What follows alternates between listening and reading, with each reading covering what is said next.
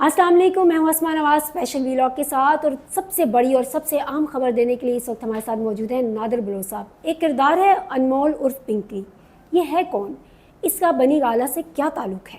اس وقت اس کی آمد، اس کی مشہوری، اس کے لیے سارے میڈیا کا بولنا، یہ سب سوال ہمارے ذہن میں آ رہے ہیں۔ ایک کردار اچانک نمودار ہوتا ہے اور پھر بہت ہی تیزی سے وائرل ہوتا ہے، بہت سے بیانات سامنے آتے ہیں، لیکن آج جو اس نے بیان دیا اس نے سب کو چکرا کے رکھ دیا۔ یہ بیان کیسے، کیوں، کہاں سے آیا، اس بارے میں بات کریں گے نادر بلوچ صاحب۔ یہ کیا خبر ہے نادر صاحب؟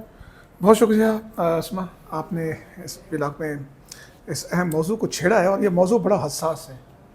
حساس اس لیے کہہ رہا ہوں کہ جب میں نے اس کے بارے میں کھوج لگانے کی کوشش کی، اس کو انویسٹیگیٹ کرنے کی کوشش کی، اور کوشش کی کہ اپنے قارئین کو، اپنے ناظرین کو اصل سٹوری تک جو ہے پہنچایا جا سکے، تو اس وقت میرے بھی کان کھڑے ہو گئے۔ اور کہتے ہیں نا، جب لفظ حساس استعمال کرتے تو کچھ چیزیں بہت ہی حساس ہو جاتی ہیں۔ یہ محترمہ انمول عرف پنکی، جن کی میڈیا اس وقت میراتھن آپ کو کوریج مل رہی ہے، آپ کو یاد ہوگا اس سے پہلے اگر اس طرح کا کوئی ایونٹ، اس طرح کی کوریج ملی تھی تو وہ ایان علی تھی، اور ایان علی کے اوپر الزامات لگے کہ پیسوں کے بیگ بھر کے یہاں سے لے کے جا رہی تھی اور ایئرپورٹ پر پکڑی گئی تھی، اور وہ پھر جس طرح عدالتوں میں کارروائی اور میڈیا نے کور کیا وہ بھی دیکھا، اور یہ اس سے بھی زیادہ یہ ایک کردار ہے۔ اور یہ 22 دن پہلے سے آج وزیر عدالت کے باہر گفتگو کی کہ 22 دن سے وہ ان کے ہاتھ میں، اور ان کو مجبور کیا گیا کہ وہ بنی گالہ کے حوالے سے ایک شخص کا نام لیں، وہ شخص کے جس کے اوپر اشارہ سب کو پتہ ہے کہ عمران خان کی بات کی جا رہی تھی، اور کس کی بات کی جا رہی تھی۔ اور میں نے آج ٹویٹر پہ یہ بھی لکھا کہ وہ فلم جو ریلیز سے پہلے ہی ناکام ہو گئی، فلاپ ہو گئی۔ اس کی وجہ یہ ہے کہ رانا ثناءاللہ کے وزیر اعظم کے اس وقت مشیر ہیں، وہ یہ آن فلور بھی، آن میڈیا پر بھی، آن سکرین بھی یہ تسلیم کر چکے ہیں کہ ہم نے اس شخص کے خلاف جتنی بھی مطلب باتیں کی کہ وہ نشہ کرتا ہے، یا وہ کوکین، یا کچھ جتنے بھی ہم سیاسی طور پر الزام عائد کرتے تھے، لیکن اس طرح اگر ہوتا تو اس طرح کا بندہ جیل میں ایک دن بھی سروائیو نہیں کر رہا، تو آج تک سرنڈر کر چکا ہوتا۔ لیکن ہم نے دیکھا کہ وہ 3 سال سے اندر ہے۔ نہ تو یہ سندھ میں یہ معاملہ سامنے آیا، خبر آگے چل کر دیتا ہوں، وہ قادر پٹیل جو وزیر تھے، وفاقی وزیر تھا، یہ جو پی ڈی ایم کی حکومت تھی اس وقت، اس نے بھی الزامات لگائے تھے۔ اور عمران خان صاحب ایک سوال ذہن میں آتا ہے لوگوں کے لیے، آپ نے خود کہا کہ 3 سال سے وہ شخص جیل میں ہے اور اس کی شہرت میں کوئی کمی نہیں آئی، لیکن پھر کیوں؟ میں اسے کیوں کی طرف آ رہا ہوں، اس کردار کو لانے کی ضرورت کیوں پیش ہے؟ میں اسی پہ آ رہا ہوں۔ اب میں نے جب سورس سے میں نے پوچھا کہ میں نے یار اصل ایشو کیا ہے، کون لوگ ہیں اس کے پیچھے، تو اس نے مجھے کہا کہ بھائی صاحب آپ کو بول ٹی وی اور ایگزیکٹ کا پتہ ہے؟ میرا جی، کس کو نہیں پتا؟ اچھا اسما، آپ بھی کام کرتی رہی ہیں، تو وہ مجھے کہتے ہیں اس کے پیچھے کون تھے۔ اب یہاں پر آ کر آپ سب لوگ زبانیں گنگ ہو جاتی ہیں، بندہ بات کیا کرے، بول کے پیچھے، اور کس انداز میں بول کے، جو شعیب صاحب تھے اور جس انداز میں اس کو لانچ کیا گیا، اس پر جس طرح منی لانڈر کے الزامات تھے، اگر وہ کیس اپنے منطقی انجام کو پہنچتا تو پتہ چلتا کہ کون کون سے خفیہ ہاتھ اس کردار میں ملوث تھے۔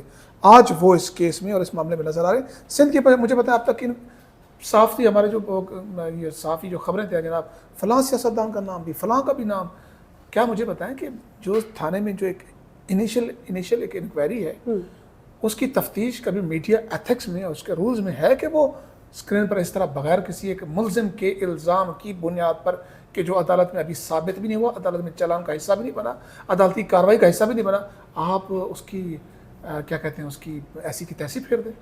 یہ تو بہت بڑا جرم ہے، اور یہ ہمارے صحافی کر رہے ہیں، ہماری صفوں کے اندر کر رہے ہیں۔ اور آپ نے دیکھا کہ آج بھی میں جب دیکھ رہا تھا کہ روزنامہ چند کیا لکھتا ہے کہ جناب موبائل فون سے 800 سے زیادہ نمبر نکلے، اور بھائی میرے موبائل میں 2000 نمبر ہے، سو واٹ، 200 کا تعلق نمبروں کا تعلق، یہ انویسٹیگیشن ہے ماشاءاللہ، 200 کا تعلق سندھ سے ہے۔ تو وہ جو آپ تعلق کی بات کر رہے تھے، وہ تعلق یہی ہے کہ جو مبینہ طور پر باتیں کی جا رہی ہیں کہ جناب 28ویں ترمیم ہے، اور 28ویں ایک رائڈر کمپنی مشہور ہے، اس کا بھی نام آ رہا ہے، اس کے حوالے سے آپ کے پاس کیا خبر ہے؟ کیا واقعہ دیکھیں، میں کمپنیاں ہوں، افراد ہوں، شخصیات ہوں، انڈیویجولز ہوں، میں بطور صحافی ان کے اوپر کوئی بھی انگلی نہیں اٹھا سکتا، تا وقت یہ کہ ان کو آپ پولیس چلان کا حصہ بنائیں، عدالتی کارروائی کا حصہ بنائیں، کورٹ میں لے کر آئیں، اور ان پھر الزامات کو ثابت بھی کریں، کیونکہ جن پہ الزامات لگ رہے ہیں انہیں پہ ڈیفینڈ کرنا ہی نہیں کرنا، انہیں بھی ان تفتیشی افسران کے بقیے ادھیڑنے، تو اس سے پہلے ہم کیسے اس کو ڈسکس کر سکتے ہیں؟ تو یہ بیسیکلی ایتھکس ہے۔ لیکن بات وہی جو کیوں پہ آپ نے سوال ہے، میں اس کو ایڈریس کر دوں क्यों से मुराद यही है कि 28वीं तरमीम की गूंज है। 28वीं तरमीम में होने क्या जा रहे हैं, असल इशू ये है जिसकी वजह से आपको ये सारी चीज़ें पस्से पोश चली गई हैं, पिन की फ्रंट पे आ गई है, पिन की छाई हुई है, पिन की भी डिस्कस हो रही है। उसकी वजह यह है कि वो NFC अवार्ड जो सूबों को कहते हैं कि 18वीं तरमीम रोल बैक होने जा रही है। एक 7वीं तरमीम थी, फिर 18वीं तरमीम।